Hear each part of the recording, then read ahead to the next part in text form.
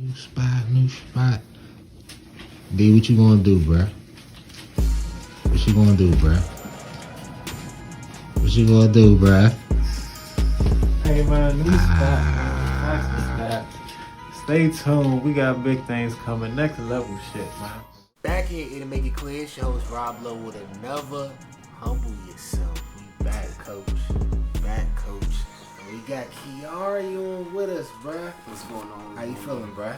Anything good? Feeling good, man. What's going on with y'all, man? I'm blessed to be here, blessed to, have an opportunity to be here, do something different. Yes, sir. Be a part of something. You know what I'm saying? Oh yeah, we doing it big right now, especially because we got you in the building. For sure. You about to shine with the show right now, because we always get into the motivation for the artists, right? So I want to ask you your motivation, starting off with music, and then also to this day. Let's see. It's been such a long and tumultuous journey for me as far as like music and just expressing yourself as far as art and creativity goes. But I guess the inspiration that I got from music didn't really come from like a specific artist or a specific like sound or anything like that. It just came with the expression of with just expressing yourself. It was just a way to get my feelings out. And as a child, that wasn't really like that talkative, or like even just like the era that we grew up in, like in the 90s and stuff like that, it wasn't really, we didn't have like all the resources that the kids have nowadays and names for different things that's wrong with you and whatever, you know what I'm saying? Like, it was just like, you feel it, shut up. It's because I said so. Yeah, you had to thug it out. But I had to go to a form of like a therapy after like a major loss in my family, and like a therapist, they recommended that I write my feelings down on what you call those things, index cards, and put them in a box, and we would come in the next session and discuss them. And as I started to write the feelings down, they started to rhyme and they started to be songs, and from that it just grew to like back when soundtracks were soundtracks on movies and shit, you know what I'm saying? It wasn't just a compilation of the hottest artists, it was like actually like people making songs for the actual movie type shit. Those beats, they would have the beats on, the people be rapping, and I'd just be listening to them, and I just start freestyling over them like as a kid, and it just grew into I used to freestyle with people rapping on it, John. So that's how you with just people rapping on it. I rap over the niggas that's rapping on it, John. Yeah, you gotta I gotta be heard. Like for real. For that. Like I'm zoning out. Like I'm not even hearing you. I'm just hearing. You know what I'm saying? And so it just grew into like a little hobby, doing stuff, recording on like real live a tape recorder in my room with like my little stepbrother, making beats on like some little old software back in the day in like the early 2000s, to getting taken to like my first studio. And it just grew. It just grew and grew and grew. And then I think the motivation is still the same. I mean, in this you tend to want different things or have different goals or aspire to be different things, but for me the motivation has still been the same, and it's always just to express myself and get things across to people that I feel like I can't say in just regular conversation. Sure, the foundation definitely important. Yeah. Hey, the foundation of this show is asking questions, but I don't know if we're gonna have to ask too many. That was a good answer, bro. Do your thing, bro. What you got though, D? Hey man, so I'm gonna line it up a little bit. I see you got the chain, the open market chain on right there. For sure. So how you came in contact with open market? What type of projects y'all got coming up? If y'all Man, it's not even about projects, to be honest. When it comes to the open market shit, like the open market shit is just me supporting family. Like 4-3, that's my brother. Shit, for like 13 years now. You know what I'm saying? Like the young man up there on the wall, Avion Andromeda. You know, he brought us all together. You know, as a family, Ku Klux Klan, After F, all that shit back in the day. You might have heard all of that. I went by a totally different name back in those days. You know what I'm saying? But that's a different story for a different time. But you know, we started, you know, back then as like kids really in this shit. Georgia Avenue, fucking Everlasting Life Cafe that's not even there no more. It was a new vegan, now it's some other shit. Like, so when you see this on my body, or you see me rocking that anywhere, or you see me, you know what I'm saying, like that's not even like, we don't even have to go into no ventures, even though we got music together, we got endless, you know what I'm saying, endless endeavors together like that, behind the scenes and talks and shit like that. But me wearing this chain is like, you know what I'm saying, it's not like, it's not like, you know what I'm saying, we got like business locked, and this is like, I, you know, put my life on the line for this nigga. Like, I love this man, so that's you know, that's why I got this one for sure. Shout out to Open Market again. Already. Oh, man, Black. One time. Shout out to C. Shout out to Jay, since they're in the building, supporting the movement going on right now. For sure. And one time, because we got Jay, Nicole in the building, and we got my man CJ in the building.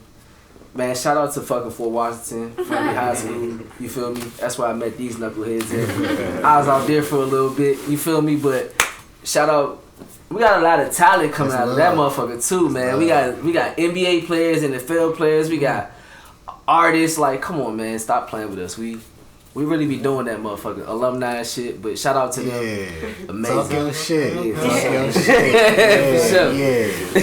I fuck with it. But I went on Apple Music, right, and I'm looking up your music, and I see you got a single. It's called "Ain't My Fault," but the jump like a buy one get one free. Cause all your fault. All your fault. Ain't all your fault. All your fault. Yeah, right. It's called All Your Fault. All Your Fault. Mm-hmm. And it jumped like a buy one get one free. Cause I click on it, it's supposed to be a single, but it's 2 songs, right? Mm-hmm. And one of the jumps is the song that you sent me to play, Tenet. Right. And I rock with it. So talk about Appreciate it. And how that came about and why you picked that song for the people. So Tenet came about in such a random, sporadic way. Yeah. Keyari.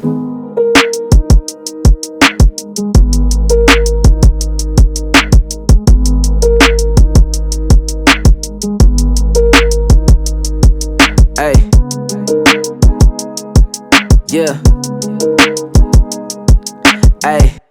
Cheers to the future, what a time to be alive. Ay, way too blessed, I take another hit just for my pride. I ain't never tend to see who win it when I ride, yeah. Alert in the city, nigga, I ain't finna hide. I'm done giving bitches slack this shit, I'm cutting ties. Wait, Rodan went through way too much, I see it in his eyes. All this shit is in the past, baby, it's a dub. But at 21, I swear to God, I can't let it slide. Yeah, drinking in my system, now I'm with the mission. Yeah, practice make position, this time I will miss him. Yeah, bro, play your position, we can bring the tipping. Give a fuck about who else dipping if we run no mixing. Yeah, niggas loving bitches, spending them on Finsta. Niggas with it moving wrong, that's when the bitches list them. I cut my dog off for the shit he did, I can't forgive him. He ain't passed me shit he did to me, and I'ma miss him. I'ma give them everything they want, this what they ask for. Thinking you bad, catch you in treasure, snap your passport. Last boy run up, turn to a punching bag. Bad choice get done up, beat faces like bad bitches. Mad niggas wanna be a statements and mad figures. Last call run up, tabs I'm in my bag, nigga. Cow roller stunner, all this gas for Sav, Chris and all the guys we missing. Pour a drink when we get her, ayy. Cheers to the future, what a time to be alive. Ay, way too blessed, I take another hit just for my pride. I ain't never tend to see who win it when I ride, yeah. Alert in the city, nigga, I ain't finna hide. I'm done giving bitches slack this shit, I'm cutting ties. Wait, Rodan went through way too much, I see it in his eyes. All this shit is in the past, baby, it's a dub. But at 21, I swear to God, I can't let it slide, ay. Which is like how I feel music should come about. Like, I feel like once you get too calculated in this, then that's when you losing like your genuineness or like your love for it. You know what I'm saying? Like the fun goes away. But anyway, I'm like Keyari, bro. I can get up here and take y'all into some whole other shit. You feel me? But the motivation. The earth ain't flat though, right? Never mind. No, man. Never mind. But so I was in the studio. I was with my man Matt. My man Kobe was with me. He wanted to come to the studio with me for some reason that day. It was just like a little whatever. And I was going to work on a project that I promise you that it's coming very, very soon. We working all the kinks out and we getting everything together. But I was going in there to work on finishing up like some touches on that project. And my man Matt, he ended up playing me this beat. Like in between, he was like, yo, I was listening to that Drake song, Landed. And he was like, I made something that was kind of like similar. And like prior to, in me, I'm a musician where I can only make music based on real life. Like I have to experience it. It has to be like a real thing for me to have to like be able to write about it or anything like that. Right. And some unfortunate news was relayed to me like maybe 20 minutes prior to the studio session. Just about some things that had happened in, you know, in a personal life with two people. Whatever. But I spoke about it on the song a little bit. But it kind of pissed me off. And in the moment when I heard this shit, when I heard the beat, like that's like the first thing that came to mind. And it was just like, I have to do this now. I stopped working on the song that I already had that was like close to being finished. And I was like, nah, shut that shit down. It's one of them. I gotta do this. I wrote that shit in like 15 minutes. But that's also a rule of mine. Like if I'm ever writing a song and like the first verse or like the melody or whatever, it takes me more than like 15, 20 minutes to get, then I'll just move on, because I feel like after that I'm forcing it. I'm being ingenuine because it's not the first, it's not like the first energy, the first thing that I got from that. So I'm pushing it. All right, so I got one backup question and then I'll let you go, D. So, okay, so 15, 20 minutes. But do you come back at the end of the day maybe and go another 15, 20? Like, yeah, for sure. Yeah, for sure. That, like you don't just let it go. No. So I got like songs that, you know, the first 15, 20 minutes I might have came up with like the hook. And then I might come up with like 2-3 bars for the verse. And then that's it. And then like I'll try to like force some other shit, but it's not working, and I can tell. And I'll just let it go, and I'll go either do some other shit, like work on some other music, or just go do something else, like go cook or go outside, or you know, do something else that can free my mind or whatever. And I might come back to it a week later, months later, whatever, and I might listen to you, be like, oh, this shit did slide. I know what to say. Like it's crazy. The song that I'm about to drop next is actually called Butter Pecan. That song actually took me like a year to write, not even because it was that difficult. It's because I wrote the hook, didn't really catch the verse, the vibes for the verse, forgot about it, was just going through my notes, was in the crib one day, and I was just like, this is during the pandemic, and I was just like, oh shit, oh yeah, bet, cool, and yeah. Hey. So that's how that works. So yeah, I will come back to shit. It's not like it's oh fuck it, but you know, if it suck, it suck. I won't come back to that shit. I'll tell you that. So what's that atmosphere that you go into? Like, do you got to be around your family? Do you got to be by yourself? You know, to write or go in the studio. You know, if you got kids, you know, like having your kids around. Kids. Right? You know what I'm saying? What's that atmosphere that you need? That vibe. So, me, and I'm not gonna say I'm one of the whatever that you have probably met or whatever, because everybody has their little shit. Everybody has their, and everybody these days wants to be weird. But I'm probably one of the strangest artists that you will probably meet, because like, okay, for one, when I'm writing the song, there's no beat playing. Like I listen to the beat maybe 20, 30 times. until I get it stuck in my head, and then I just go off that. 2, I have no. I'm so sorry, hip hop heads and whoever the fuck else want to come for me after they see this. I have no concept of bars, like bar structure.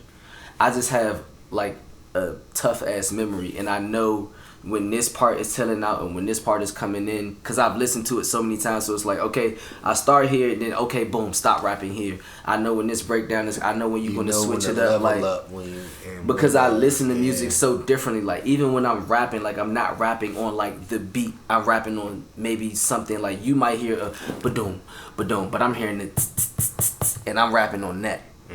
So that you gotta listen different. I do prefer to be alone just because I don't want to take in like unnecessary feedback. I'll come to you afterwards and then you can, but like in the moment of me being in the moment in my feelings, because that's what I'm mostly writing about, I have to be one with that. And then plus I just don't, it just feels kind of invasive. I don't want you like listening in on what the, like once I'm done saying it, it's cool. But like me in the middle of saying it, it's like you just being nosy. But me, yeah, I just like to be alone. It don't really matter if it's dark or light. I just need quiet. Yeah, that's really because I tell you what you need is a podcast. Talking that shit. Go ahead, do you think? But it's just like, for me, like we were even talking before, like the podcast, and I was telling you about how I had that idea for like the intimate shows and shit. Like music is so intimate for me because like I'm not just trying to say shit, I'm trying to change the mood. Like, so even if you in a good mood, when you listen to this song, it's gonna put you in a different type of mood. Like, I'm good right now, like I'm straight. But if you play Jaded right now, I'm gonna be fucked up. I'm gonna be like, God damn, leaving me, getting out on me. I'm gonna be like, God damn, I miss him. Right. Miss who? Like what? Like, you feel me? But that's how music is supposed to make you feel. Like, that's what changed the parties back in the day. You know what I'm saying? That's what changed. That's how you knew your mama was cleaning, by what she was playing. Yeah, facts. You feel me? Hey, man. How the fuck you supposed to know your mother cleaning now? She playing Young Boy? I mean, my mother's still old, so. But I mean, I'm just saying, not our mothers, but not our mothers. You know what I'm saying? You know what I'm saying? Like, but like, it changed the mood. You feel me? No, we ain't gonna bring Ice Spice. Not ISIS. We ain't gonna bring ISIS. Nah. Hey. I fuck with her. Hey, you got to know when to end the interview. Love. Peace.